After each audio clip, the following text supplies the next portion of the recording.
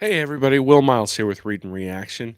Doing it a little bit different this time, just recording live on YouTube. Gonna see how this works in terms of the articles. It's been a little bit of a rough struggle for me to record and edit those, so I'm gonna try to do it live. See how that works out. See whether you like it. I know that people have reached out and told me that this is the way they consume the articles, so I don't want to prevent getting that to you, but also need to manage my time. Again, if you want to support us, you can do that over at readandreaction.com. You can subscribe over there. You can like and subscribe to the YouTube. Or if you would like to support us even more, you can go over to patreon.com/slash read and reaction. Over on Patreon, we've got Wednesday articles up that are not on readandreaction.com, sort of a 5 things that I think about the program. And then we've also got an immediate game reaction that goes up after that. YouTube Live, you can come in, you can comment, you can talk to me, and it's up there afterwards, so you can see that as well. What my immediate after game reaction is for Florida when they play Texas A&M this weekend. So games at noon, so that'll be up 3:30, 4 o'clock, sometime in that range. When the game ends, just head downstairs and give you guys an immediate reaction. Usually some statistics, but basic statistics, things I've been tracking during the game. You can sort of understand where I'm coming from, and usually you've got a pretty good insight on the angle that I'm going to have coming into the game. So with that, I'm going to go ahead and get to my Texas A&M preview. Texas A&M's hosting Florida. The struggling Gators and Aggies face off in College Station. Both Florida and Texas A&M limp into this game on Saturday with a combined record of 7-9 and completely anemic units on opposite sides of the ball. The Aggies are scoring 21.4 points per game against FBS opponents, putting them in a range not seen in Gainesville since Doug Nussmeier roamed the sidelines. Of course, Florida's defense is surrendering 31.7 points per game against FBS opponents, playing at a level we haven't seen since 2020 against Oklahoma. Coming into this season, I think most of us assumed that the upcoming game against Texas A&M was going to be an uphill climb. The Aggies started the season ranked sixth nationally and were expected to compete for the SEC West.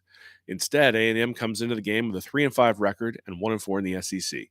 Jimbo Fisher, lauded for his historic 2022 recruiting class, is now being questioned in College Station, but the buyout associated with his contract may cost more than the aforementioned recruiting class, allegedly, according to Nick Saban. The result is that Florida, no great shakes itself at 4-4 overall and 1-4 in the SEC, has an opportunity to get a win over a wounded opponent. To do so, they'll have to paper over their weakness better than A&M papers over theirs. Texas A&M's offense. There's something really weird that pops out when you look at the statistics associated with Texas A&M's offense.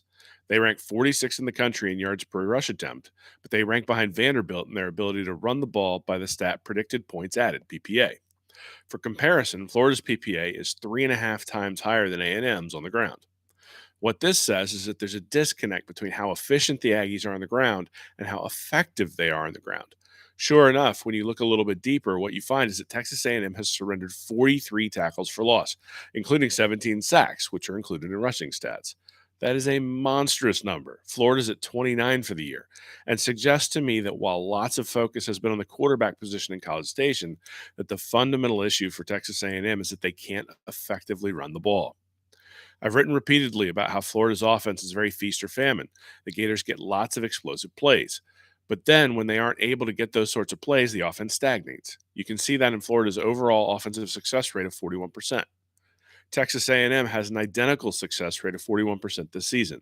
The issue is that the Aggies aren't nearly as explosive as the Gators. Florida has 24 plays of more than 30 yards and 14 more than 40. A&M has 14 plays more than 30 yards and only 5 more than 40. What this means is that they have to strategically and painstakingly move the ball down the field, and the minute they surrender one of those tackles for loss, they can't recover. If you're an A&M fan, the hope you have is that five-star true freshman Connor Wegman is going to be different than either Max Johnson or Haynes King. Wegman certainly acquitted himself well against Ole Miss, throwing for 338 yards with 4 touchdowns and 0 interceptions. However, I do think it's instructive to note that he only averaged 7.7 yards per attempt, meaning that while his QB rating was 158.2, very good, his yards above replacement, or YAR, my proprietary stat that measures a quarterback's passing and running contribution, of negative 0.32 or below average. What that means is that even if Wegman replicates his performance against Ole Miss, the Aggies are still probably going to struggle to move the ball consistently. If the Gators can stop the explosive plays, they'll have a chance to shut A&M down. Florida's defense. But therein lies the problem. The Gators haven't stopped much of anyone this season. Florida has surrendered 132 plays of 10 plus yards compared to 105 for A&M. Of those, 89 have gone for 10 to 19 yards. Those are the killer plays, as they usually stem from a short throw turned into a bigger gain after a broken tackle, a gaping hole in the defensive front due to a lack of gap integrity, or a throw to the tight end down the middle. That's where I get really nervous for Florida, not because A&M has a tight end like Brock Bowers or Darnell Washington from a week ago. Instead, what makes me nervous is that the Aggies really, really like throwing the ball to its running back. Devon Achane has 33 receptions so far in 2022. Aeneas Smith had 15 receptions, many of them out of the backfield, prior to a season ending injury. But if you compare the two, Achane is averaging 5.9 yards per reception, while Smith was averaging 19.4. Yes, Evan Stewart is the guy A&M tries to get the ball to on the outside, but Florida has guys who can at least match up with Stewart and fellow receiver Moose Muhammad. The place where Florida really struggles is when a linebacker like Ventrell Miller or Amari Burney ends up outside in coverage. The solution to this is playing zone and gang tackling to make sure you get the guy on the ground, but that's proven to be a challenge for the Gators. This play is a third and long for A&M. Ole Miss decides to rush three defenders and drops into a zone. They're able to get pressure from a stunt up front, i.e., they aren't afraid Wegman is going to take off, and Wegman drops it off to A-Chain. Look at how much of a runway A-Chain has when he catches the ball, but the outside defender funnels him back towards the inside to his teammates for an easy stop. Florida has failed to do that multiple times this season. It isn't just the third and longs, but the inability to funnel receivers back to help and then gang tackle is a big reason that the defense has struggled. At some point in this game, the defense is going to have an opportunity to get a stop, and it will come down to whether they are fundamentally sound tacklers or whether A-Chain can break one. Because when he gets into the open field, watch out. Takeaway. In many ways, this game is going to be decided on third down. Multiple times, Ole Miss dropped into a zone like I showed above, and Wegman threw to the open man, even if it was a check down. That's why he's yet to throw an interception yet in his young career. Of course, the Aggies only scored 28 points, in part because they were 5 of 15 on third down, 36%, just slightly better than their season average of 34%. On the other side of the ball, the Gators surrendered 6 of 12 on third down last week against Georgia and 2 of 3 on fourth down. That inability to get the Bulldogs off the field except with a turnover is a big reason why Georgia put up 42 points. That has been a theme for this team as it has surrendered third downs at a 53% clip. Normally, my previews focus on Anthony Richardson and the Gators offense. After all, that is the unit that has to carry a poor defense. And if Richardson turns the ball over, things get really tough for the Gators. But given how well Richardson played on the road against Tennessee, I think he's going to be fine on the road against A&M. That doesn't mean I think he'll throw for 300 yards and 4 touchdowns, but he's going to do enough to win the game. The question will be, as it's been all year for both of these teams, whether A&M's offense or Florida's defense can win on third down. Whoever does that wins the game. And as much as Florida has struggled, Wegman's still a true freshman. Gators +3 win, 27-20. Picks this season 5-2 and 3-4 against the spread.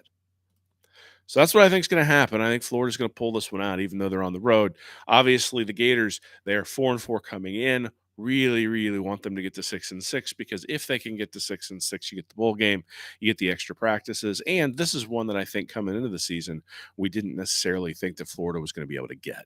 So if you put that on the plate and say, look, there's still an opportunity here to go 8-4. None of these games coming up. I mean, you figure the Vanderbilt game, I think we all put that in the win category. Hopefully that turns out to be true, but that one sits in the win category. And then we've got the South Carolina game where they've been really, really inconsistent. Yes, they're 5-3, but in terms of the overall numbers like PPA and yards per play, they're very similar to Florida. They're not great. Um, on either side of the ball. And so there's an opportunity there for Florida to get that one. Florida State's actually been better than I think anybody anticipated, especially the last couple of weeks. But that is an ACC schedule. And so does the experience that Florida's had and the teams that they've played give the Gators an edge? That's something we're going to kind of find out in that game and then also in bowl season, right? And then this game against Texas A&M, there's an opportunity here for the team to go 8-4. And Billy Napier talked a lot about things turning around, that he learned something about his team, that he thought it might be a turning point coming out in the third quarter and putting up 17 points over Georgia, getting turnovers, playing pretty decent defense, and then turning around on offense and converting that into points. And in some ways, he may be right. I mean, you hit the one big explosive play to Henderson. You have the one long drive to open up the second half, though aided by an unsportsmanlike penalty on fourth down. And then you've got the fumble that turns into a field goal where you didn't really move the ball all that much. So I don't know how much it really changed and how much it was fight on the offensive side of the ball. But I think on the defensive side of the ball, certainly they showed more fight there in the third quarter. Obviously, couldn't get the job done once the fourth quarter rolled around. That was one of the big problems. But again, Georgia's a really good team, and does Texas A&M rise up to that level? Really interesting thing about this is A&M has played um, a bunch of close one-score games. Florida's played a bunch of close one-score games. The fact that A&M's 3-5 is pretty reflective of their record. If you look at their PPA, offense minus defense, they really should be 3-5, even though they've played a bunch of those one-score games. And so this isn't a matter of their 3-5, but it's one of those things where you say, okay, you're 3-5, but you could have been 6-2, and all of that is true. But based on the amount of points they scored, based on the advanced statistics, 3-5 is actually right for the Aggies. Just like 4-4 is right for the Gators. I think last year when Florida was struggling, and I can't remember what they were after they lost to Missouri, but after that Missouri loss, you still looked at it and said this team is better. That their advanced statistics, their underlying statistics, all say this team's better. That's not true for Florida this year. Florida should be 4-4 based on the advanced statistics, based on how they've played, even though they've had some close games, and even though again you could say, oh, you could be 6-2. Absolutely, they could be, but they could also be 2-6. And whenever you see that, 4-4 is probably about right. So look, two struggling teams. I think we'd be a lot more disappointed in the Florida program if they're still sitting here at 3-5 or 4-4, like Jimbo Fisher is in his, what, fourth or fifth year now at A&M. Obviously, that 2022 recruiting class for Fisher is a big bellwether for him, but those guys have really contributed. I mean, you look at the 7 or 8 5 stars that he brought in. A couple of them have been suspended for things that they were doing in the locker room a couple of weeks ago, but those guys have contributed, and so that's one of the advantages to having 5-star players is they contribute as freshmen, but they don't really become excellent until the sophomore junior year.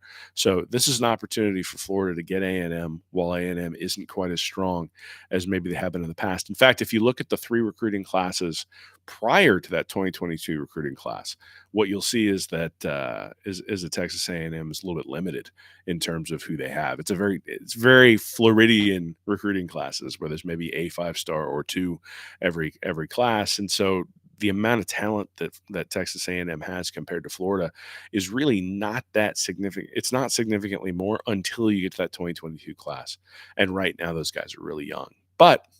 One of those guys from that class, one of those 5-star guys, is the starting quarterback for A&M. He's been the starting quarterback for a game, played pretty well. If he takes a step forward against this Florida defense, that's really going to be a problem. Now, I did go back and look at the quarterbacks that Florida has played, and it turns out quarterback isn't the position that's really been killing him. Hendon Hooker killed him, but Hendon Hooker's been killing everybody. Jaden Daniels absolutely lit him up more so than his overall yearly statistics, but everybody else has pretty much played below what they've averaged over the course of the year. Now, you look at a team like the 2012 Gators defense, and every quarterback played significantly below their level for the season. And so this isn't a defense that's impacting the quarterback, but this isn't a defense that's necessarily enhancing the quarterback's play, except for in those two instances that I looked at. And Stetson Bennett didn't play all that well last week, and the defense certainly affected him. How does the Brenton Cox how does Brenton Cox not being there affect things? I honestly don't know, but I think it's interesting to think about. Is there addition by subtraction here? Does the team coalesce around guys like Cox and now Kamar Wilcoxon leaving the program, and now you've got guys who can focus on what they're supposed to do, know what their jobs are, go out there and get the job done. I look at it and the defense has just been putrid all year long. But this is an opportunity. We talk about Anthony Richardson being able to put together a streak against lesser opponents here in the last 4 weeks. The same thing applies to the defense. Can you put together a streak against lesser opponents to finish out the year where we walk into next year saying, yeah, they weren't good all year long, but those last 4 games? You can say the same thing about Anthony Richardson. Yeah, he was really inconsistent all year long, but those last 4 games. And I think Texas A&M is looking for the same thing, right? I mean, Connor Wegman is brand new. Hey, those last 4 games of the season, this is what, or 5 games of the season, this is what he was able to provide. And then the defense at Texas A&M has been okay, hasn't been great, but now you've got all those 5-star defensive linemen who started to get a lot of playing time, and you can put those guys in there and see what they've got. So it's a really fascinating game, actually, for the future of the SEC.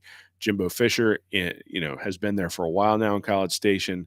What is he able to build? Are people going to be patient with what he's trying to build? I mean, he's gone, I think, 8-4 and 9-4, 3 of the 4 years he's been there. He had the 1 year in 2020 where they were, I think, 9-1, and then this year 3-5, and there's a distinct possibility they don't make a bowl game this year, and that'd be rough for Jimbo Fisher.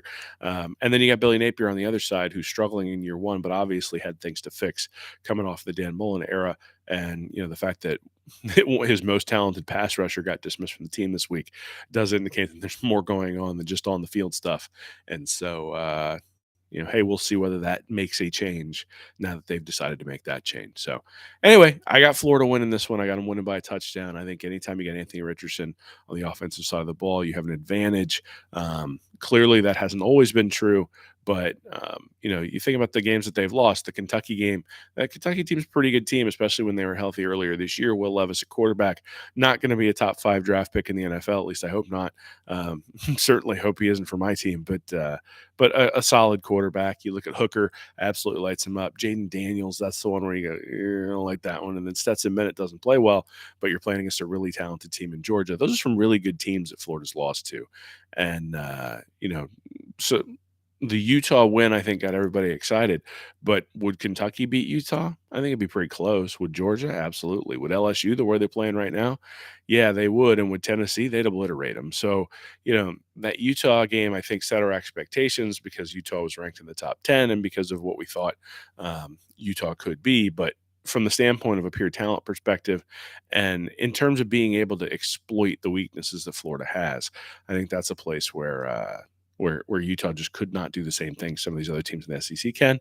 And so Florida has shown its warts, and it definitely has warts, but so does Texas A&M. So that's what makes this fun.